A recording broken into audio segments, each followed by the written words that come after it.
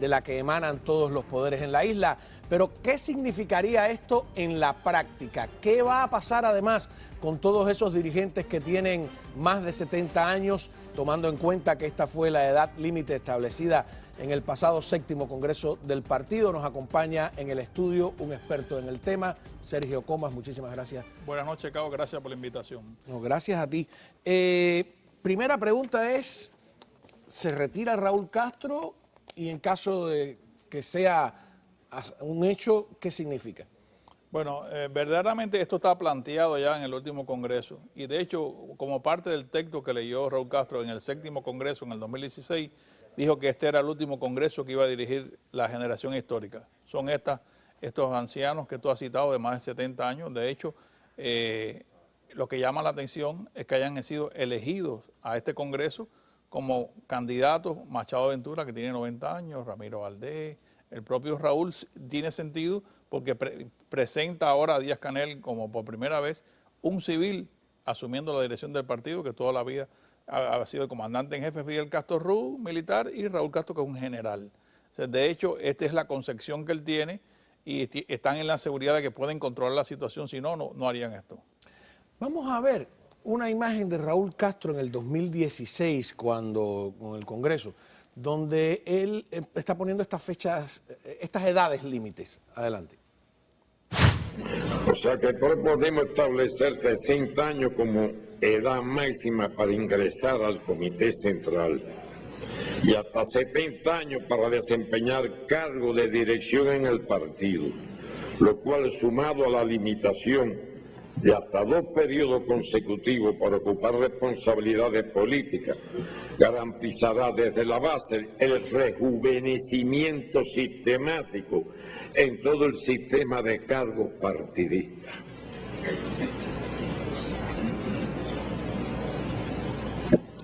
Y repito que después habrá que regularlo con precisión, porque quien tenga 75, 80 años sirve para hacer una actividad importante, pero no una actividad de dirigente importante, por razones obvias y por la propia experiencia con la que le estamos hablando.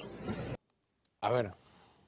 Fíjate, esa intervención que más adelante él tiene que volver a aclarar, cuando Raúl dice esto, se produce un silencio en el plenario muy grande, algo que a él le molestó y que está filmado completamente. Y se ha tenido que virar hacia el área donde está la presidencia y tratar de bromear con el tema de la edad, porque la cara de Machado Ventura era un poema. O sea, parece que ellos sabían algo, pero no se esperaban que fuera tan contundente, limitar con precisión, que no podrá ser elegido en el próximo Congreso un militante que tenga 60 años a el Congreso y al secretariado, que es el órgano de dirección, gente que tenga 70 años. Si tú ves la lista, es una lista grande. Podríamos hasta ver en pantalla que el público sepa quiénes son las personas, los que no conocen la política interna cubana. Tenemos ahí, empecemos por el propio Raúl Castro, que tiene 89 años, va a cumplir 90. José Ramón Machado Ventura, 90. Esteban Lazo, el joven del grupo, 77. ¿Quién más? Bueno, Ramiro Valdés, 88. Salvador Mesa, también 75. Leopoldo Cinta Frías, 79. Yo pensaba que era mayor, fíjate. Bueno, Leonardo Andoyo, que ese sí sería el joven. ¿Quién es Leonardo Andoyo? Leonardo Andoyo es un general, ingeniero, que ha dirigido temas logísticos del Ejército Occidental. Y fíjate, este hombre, que es como el Benjamín de ese grupo y que queda excluido por la edad que tiene, fue un hombre que trató de hacer un experimento de Raúl, que es la creación de la provincia de Mayabeque y Artemisa, como órganos donde por primera vez el gobierno iba a ser independiente del partido. ¿Y esa división no existía ya en el ejército? Ese es el asunto, de que la división se había hecho para el Ejército Occidental. Y cuando se dan cuenta que han hecho algo que no es legal, entonces aprueban en la Asamblea crear provisionalmente en el 2011 esas 2 provincias y darle un término de 2 años a ver si funcionaba el experimento. De hecho, no funcionó. ¿Pero tú crees que van a retirar a todas esas personas? Yo creo que para tener algún tipo de credibilidad tienen que hacerlo. Credibilidad en el sentido de que ellos tienen cuadros jóvenes digo, mayores de 50 años, que pueden manipular muy bien y que pueden cumplir como lo está haciendo Díaz-Canel. Como Díaz-Canel tú tienes al espía Gerardo, que lo han puesto en el Consejo de Estado.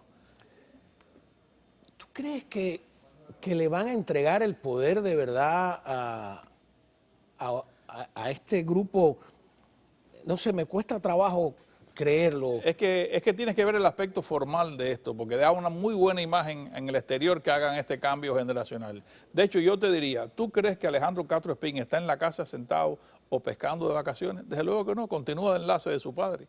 Y Raúl va a tener la oportunidad de ver todas las reuniones del Consejo de Ministros, del Consejo de Estado y del partido a través de videoconferencia o grabaciones posteriores donde hará su opinión. Cada vez que se haga algo, habrá que consultar a Raúl. Eso dalo por seguro. Raúl dijo en ese discurso mismo que en la Unión Soviética había ocurrido algo que ellos no quieren que les ocurra, que es que se le murieron 3 secretarios generales del partido en un mismo año, y claro, ahí omite lo que le molesta, que es que eso dio posibilidades a que un hombre en los 50 años, que fue Gorbachev, que ellos no sabían exactamente por dónde iba, llega al poder. Y en la Unión Soviética, contrario a lo que dicen los historiadores y en el mundo, el cambio fue de arriba hacia abajo. No hubo una rebelión de las masas. Y es la misma situación de la estática cubana. O sea, la sociedad cubana ha estado sometida a un verticalismo, y eso es lo que yo creo que en mi modesta opinión va a ocurrir. Cuando Raúl se sostraiga ya del partido, tendrán la oportunidad de hacer los experimentos que quieran, los que estén bajo su propia dirección. Y esos experimentos se refieren básicamente a temas económicos, no políticos. El partido seguirá mandando en Cuba. Aquí tengo que dice que en el 7º Congreso hubo del 16 5 resoluciones aprobadas y que la primera recomienda aplicar la política sugerida en materia de plazos y edades, como habíamos pues hablado ya. Ahora, fíjate, ellos tienen un problema. Estos sistemas concentran el poder en una sola persona, llámese Fidel, Stalin, etcétera, ¿no? Eso le dio la posibilidad a Gorbachev de hacer un proceso de transformaciones y prácticamente, aunque intentaron darle un golpe de Estado, no pudieron impedirlo.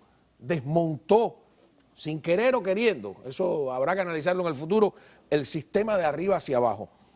Ellos aquí ahora tienen una disyuntiva, o le dan todo el poder y lo concentran en una sola persona y corren ese riesgo, o dividen el poder y corren otro riesgo, que es la lucha inevitable de poderes una vez que de verdad esa generación desaparezca. Pero fíjate, en el orden institucional tú has citado una cosa que es correcta. Díaz-Canel va a tener la mayor concentración de poder que pueda haber formalmente en Cuba. Sin embargo, a partir de este momento vamos a ver si el Emporio Gaesa, la estructura militar que está dirigiendo con una economía paralela alrededor del gobierno civil, va a supeditarse a Díaz-Canel. De hecho, tú sabes que en un momento determinado, cuando hubo una crisis muy grande, en la reunión de la Comisión de Defensa Nacional, el general Pardo Guerra increpó a Callejas hablando de que no liberaba fondos para comprar alimentos para el pueblo. Eso le llamaron la revolución de los frijoles negros o algo por el estilo en el argot popular. Pero lo que te quiero decir es que a partir de ahora sí, vamos a ver si Díaz-Canel de verdad va a tener el valor político, que no lo ha demostrado, porque el Congreso que tuvo Balaguer, que parecía un hombre gris y de segunda, y a la muerte de Trujillo terminó gobernando. Y desmontando todo con efectividad. Desmontándolo para él, fíjate. Para él. Ahora, si tú revisas la historia de la humanidad desde que se desmorona la República Romana hasta el comunismo, los militares terminaron gobernando. Sin embargo, en la desintegración de la Unión Soviética y de sus países satélites, los ejércitos no pudieron impedir esa desintegración. Yo creo que es la primera vez en la historia que ocurre algo así. ¿Por qué? Pero en el caso cubano, la seguridad del Estado es más importante que el propio ejército. Eso es una cosa que hay que tener en cuenta. Pero lo era también en la Alemania, la Stasi. Pero de hecho, lo que está ocurriendo en Cuba es que, mira... O sea, ¿tú crees que si hay una de estas situaciones, es el ejército, a fin de cuentas, donde va a radicar el poder y no en el partido? No, yo no lo creo. Yo estoy apostando porque esta es una jugada en la que Cuba se lava la cara frente a su amigo enemigo, que es los Estados Unidos. De hecho, fíjate que la demora que ha tenido Biden les ha dado tiempo suficiente a ellos para restablecer una nueva estrategia, para tratar de atraer en la relación a Biden y dar garantías de que van a hacer cambios efectivos. El hecho de que un civil esté al frente del partido, para nosotros cubanos que sabemos los intríngulis de la política cubana, es una cosa que no tiene el impacto que sí tiene para la prensa extranjera. Yo creo que tú has dado en el clavo en algo que algunos sí se han dado cuenta, pero no todos.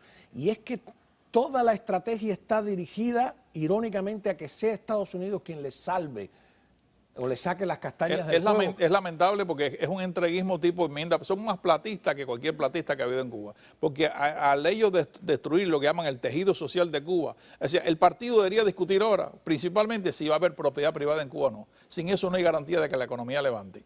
Y de hecho lo que están lanzando son andanadas simplonas como esta misma de hoy y ayer, donde el gobierno empieza a entregarle los restaurantes al sector privado en calidad de arriendo. Ojo, y yo vuelvo al tema de la propiedad. Si la propiedad no es resguardada, no levanta la economía. La economía de un país no son los restaurantes, vuelvo a decir, son pequeñas aperturas solo en el área de los servicios y no de la producción. Efectivamente. ¿No? En Estados Unidos con la pandemia descubrimos que había 1 millón de restaurantes y que ese millón de restaurantes empleaba a 14 millones de personas, pero 14 millones de personas no son la economía de Estados Unidos, es mucho más y es más complejo que eso. Pero yo vuelvo a lo mismo, sería una vergüenza, pero también desde el lado de acá. Sería una traición también tirarle un salvavidas a este gobierno enemigo de los Estados Unidos a última hora. Y no va a haber nadie que lo va a impedir. No quedan ya marxistas puros que van a decir cómo vamos con el dinero de la explotación del capitalismo. No, de hecho, has tocado un tema interesante porque la discusión, los resultados de la discusión de los documentos de este Congreso de Partidos se han manejado con mucha discreción. Y solamente se publicaron cosas como la clausura que hizo Díaz-Canel, del cierre ya de la discusión. Pero en esa discusión sí se sabe y se ha sabido que ha habido discordancia y críticas de militantes del partido, de base que llaman, que son la gente pobre, que critican la mala gestión económica. De hecho, Marino Murillo no debía estar en ningún equipo en estos momentos con el fracaso del ordenamiento. Es decir,